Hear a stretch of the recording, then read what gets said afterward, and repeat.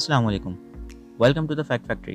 Honey bee एक ऐसी मक्खी है जिसके बिना दुनिया में सर्वाइवल बहुत ही मुश्किल है। अब चाहे वो इंसान हो, जानवर हो या पेड़ पौधे। आज हम जानेंगे कुछ अमेजिंग फैक्ट्स शहद की मक्खी या हनी बी के बारे में। So let's start the video. Honey bee जानी जाती है एपिस मेलिफेरा के नाम से, जो एक साइंटिफिक नेम है। ये एक पुराना इजिप्शियन वर्ड है जिसके मायने हैं रूट्स या जड़ के, लेकिन इसे ग्रीक वर्ड से भी रिलेट किया जाता है जिसके मायने हैं स्वाम, और मेलिफेरा के मायने हैं हनी बेयरिंग या शहद कैरी करने वाला या शहद ले जाने वाला। अगर शहद की मक्खी को देखा जाए तो हम इनको कुछ हिस्सों में डिवाइड कर सकते हैं। जैसे कि शहद की मक्खियों में एक सबसे बड़ी मक्खी होती है जिसे हम रानी मक्खी कहते हैं। इनमें कुछ मजदूर मक्खियाँ होती हैं, कुछ ड्रोन्स होते हैं जो शहद की छत्तों की हिफाजत करते हैं।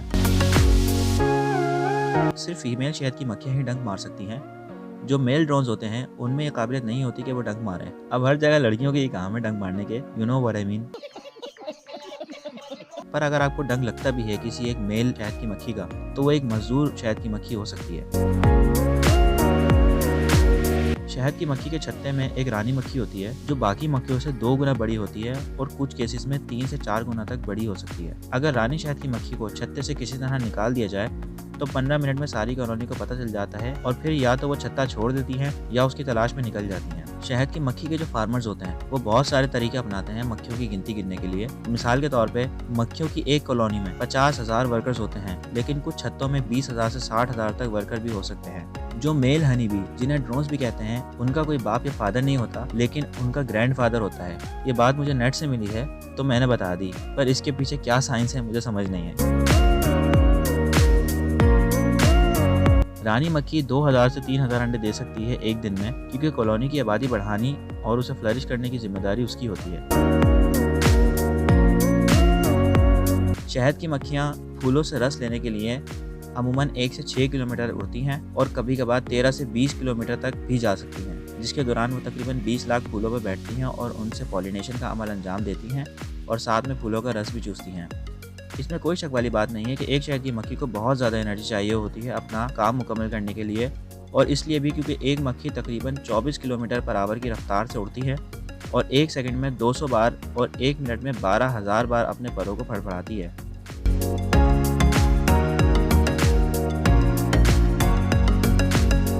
हर शहद की मक्खी अपनी पूरी ज़िंदगी में इतनी मेहनत और मशक्क़त के बावजूद सिर्फ 1 टी स्पून के 12वें हिस्से के बराबर ही शहद बना सकती है, जो कि तकरीबन 2 से 3 गुना बनता है मुश्किल से।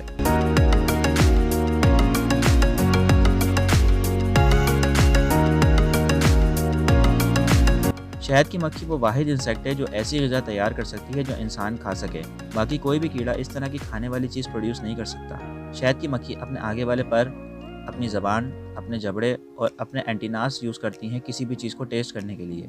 हनी बीज़ के एंटीना बहुत ज़्यादा सेंसिटिव और बहुत ही इंपॉर्टेंट होते हैं किसी भी चीज़ को चखने में, क्योंकि उनमें 300 टेस्ट सेंसर्स होते हैं जैसे इंसानी ज़बान में टेस्ट बड्स होते हैं। शहद की मक्खी बाकी शहद की मक्खियों की तरह दिखने वाली मक्खियों के खानदान से ही हैं, पर सारी इस तरह की दिखने वाली मक्खियाँ शहद नहीं बना सकती। शहद की मक्खी उन क्रिएचर्स में से एक है जिन पे सबसे ज़्यादा रिसर्च की गई है। खुशबू बीज के लिए बहुत ही ज़्यादा ज़रूरी है।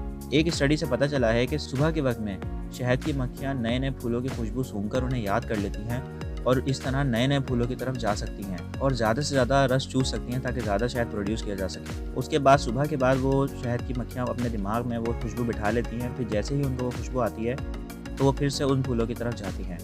अगर वो नए फूलों की खुशबू नहीं सूंघती हैं तो उनको पता भी नहीं चलता कि वो फूल किस तरफ हैं। बीज फूलों के नेक्टर और पोलन ग्रेन्स खाती हैं, लेकिन कभी कभार ऐसा भी होता है कि खाने की किल्लत होने की वजह से वो दूसरे कीड़ा मकोड़ों के हजम किए हुए फुजले को भी खाती हैं। बीज कुछ फ्रूट्स को भी खाना पसंद करती हैं, जिनमें से वो सबसे ज़्यादा पसंद प्लम्स और अंगूर को करती हैं। एक रानी मक्खी की ज़िंदगी तकरीबन 2 साल होती है, पर कभी कभार वो 3 से 4 साल भी ज़िंदा रह सकती हैं, जबकि ड्रोन्स या पहरेदार मक्खियाँ एवरेज के तौर पर तकरीबन 55 दिन तक जिंदा रह सकते हैं। मजदूर मक्खियाँ सिर्फ 6 से 7 हफ्ते तक की जिंदा रह सकती हैं। हनीकॉम्ब शहद के छत्ते का हेक्सागोन स्ट्रक्चर बीज अपने वैक्स से बनाती हैं, जो काफ़ी अच्छा यूज़ होता है उसका। हनी बीज उसका स्ट्रक्चर इस तरह बनाती हैं कि शहद ज़ाया ना हो किसी भी तरह की लीकेज की वजह से। द वैगल डांस या honey bee dance. Honey bee एक खास तरह का डांस करती हैं जिससे मजदूर मक्खियों को इशारा मिलता है कि वो सिस्टर हनी बीज को बता सकें कि खाना कहाँ है और नया घर कहाँ बन सकता है। दूसरी बीज की तरह हनी बीज को रेड कलर नहीं दिख सकता, लेकिन फिर भी वो रेड फ्लावर से बैठ सकती हैं क्योंकि उन्हें अल्ट्रावायलेट पैटर्न्स दिख जाते हैं फूलों के, जिससे उन्हें पता चल जाता है कि ये कलर कौन सा है। हनी बीज की 5 आंखें होती हैं, 3 आंखें उसके सर पर होती हैं और 2 कंपाउंड आईज होती हैं जिसमें काफी सारे हेक्सागोनल फैसेट्स होते हैं, मेनली जिनसे वो देखा करती हैं। बीज की आंखों पे भी बाल होते हैं। शहद की मक्खियाँ 80% क्रॉप पॉलिनेशन की जिम्मेदार होती हैं, जिसकी वजह से फूलों और पौधों की पैदावार बढ़ती चली जाती है और हमें ऑक्सीजन की फराहमी मिलती रहती है। हालांकि कुछ हनी बीज की स्पीशीज जैसे कि बम्बल बी और सॉलिटरी बीज ये पॉलिनेशन में बहुत ही कम अपना किरदार अदा करती हैं, लेकिन हनी बी सबसे ज़्यादा किरदार अदा करती है पॉलिनेशन में सर्दी के मौसम में। शहद की मक्खियाँ गर्म रहने के लिए एक साथ झुरमुट में रहने लगती हैं ताकि उनको सर्दी कम लगे। शहद की मक्खियाँ अपना छत्ता अक्सर दरख्तों में बनी हुई कैविटीज़ में बनाना पसंद करती हैं। नेचुरली तौर पर उनको कुछ इस तरह की जगह चाहिए होती है जो गुजरने वाले जानवरों को कम नजर आए, और कभी कभार ऐसा भी होता है कि वो घरों की चिमनियों में और कुछ इस तरह के घरों के कोनों में भी अपने छत्ते बना सकती हैं जहाँ उनको ये फील होता है कि वहाँ कोई नहीं आ सकेगा। शहद की मक्खियाँ भी टेम्परेचर के हिसाब से काम करती हैं। शहद की मक्खियाँ तकरीबन 60 से 100 डिग्री फ़ारेनहाइट के दरमियान सबसे ज़्यादा तेज़ी से काम करती हैं, लेकिन कभी कभार वो 55 डिग्री फ़ारेनहाइट जितने कम टेम्परेचर पे भी काम करती हैं, क्योंकि जो कैलिफोर्निया में बादाम की फसल है वो सर्दियों में फलती फूलती है। इस वजह से कुछ कैलिफोर्निया के लोग सर्दियों में हनी बीज को जान कर निकालते हैं ताकि उनकी क्रॉप की पॉलिनेशन की जा सके, और इस टेम्परेचर पे हनी बीज को भी कोई मसला नहीं होता, वो काम कर सकती हैं। कुछ साइंसदानों ने यह भी देखा है कि हनी बी सोती भी हैं। सोते हुए हनी बीज की कुछ तस्वीरें हैं जिनमें उनका एंटीना ड्रॉप हुआ है और उनका मुंह उनके पेट से टच किया गया है और वो मजे से खर्राटे ले रही है। शहद की मक्खियों का दिमाग मुश्किल से एक चीनी के दाने के बराबर होता है, लेकिन कुछ रिसर्च से साबित हुआ है कि उनका दिमाग बहुत ही ज़्यादा सोफिस्टिकेटेड होता है।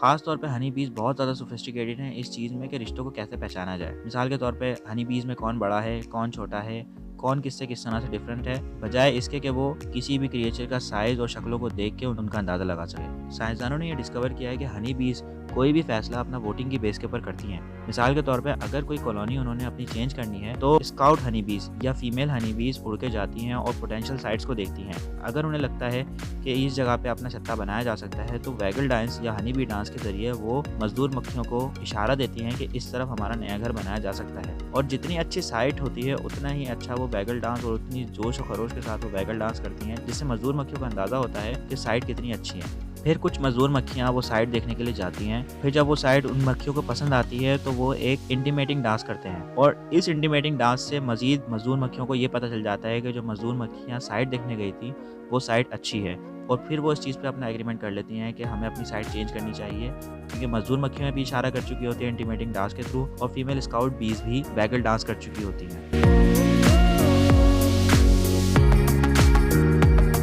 शहद की मक्खियों को इस चीज़ के लिए भी ट्रेन किया जा सकता है कि वो बॉम्ब को डिटेक्ट कर सकते हैं। कुछ साइंसदानों ने हनी बीज को इस चीज़ पे ट्रेन किया है कि वो एक छोटे से अमाउंट को भी ट्रेस करें जो बॉम्ब बनाने में इस्तेमाल होता है, और इसके बदले में वो हनी बीज को चीनी, पानी और कुछ पॉलन ग्रेन्स खिलाते हैं। इसी स्टडी के दौरान देखा गया कि कुछ हनी बीज जैसे ही बॉम्ब को डिटेक्ट करके आई वो आके बैठ गए, उन्होंने अपनी ज़बान बाहर निकाल ली, क्योंकि उन्होंने सेंस कर लिया था कि जब भी वो कोई एक्सप्लोसिव मटेरियल डिटेक्ट करेंगे तो उन्हें कोई ना कोई रिवॉर्ड मिलेगा। इंसानों में बीमारियों को पता लगाने के लिए भी शहद की मक्खियों को तरबियत दी जा सकती है। शहद की मक्खियाँ इंसानों से भी कई साल पहले इस दुनिया में रह रही हैं। जो शहद की मक्खियों का पुराना फॉसिल्स मिला है वो तकरीबन 150 मिलियन साल पुराना है। शहद की मक्खियों का जो वैक्स है वो चीज़ों को प्रिजर्व करने के लिए और कुछ दवाइयाँ बनाने के लिए भी इस्तेमाल किया जाता था। हनी बी के बेहद फ़वाइद हैं और बहुत सारी दवाइयाँ बनाने वाले इदारे इसको यूज़ कर रहे हैं। कुछ खास तरह के शहद वाइन बनाने के लिए भी इस्तेमाल होते हैं, जिसे मीड का नाम देते हैं। सबसे पहले जो मीड बनाया गया वो नॉर्दर्न चाइना में बनाया गया, जो तकरीबन 7000 साल पहले बनाया गया था। शहद की मक्खी एक वाहिद कीड़ा है जो फूलों और फलों की पॉलिनेशन में खास अमल सरअंजाम देती है,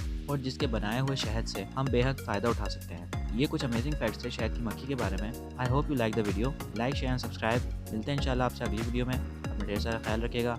अल्लाह हाफिज़।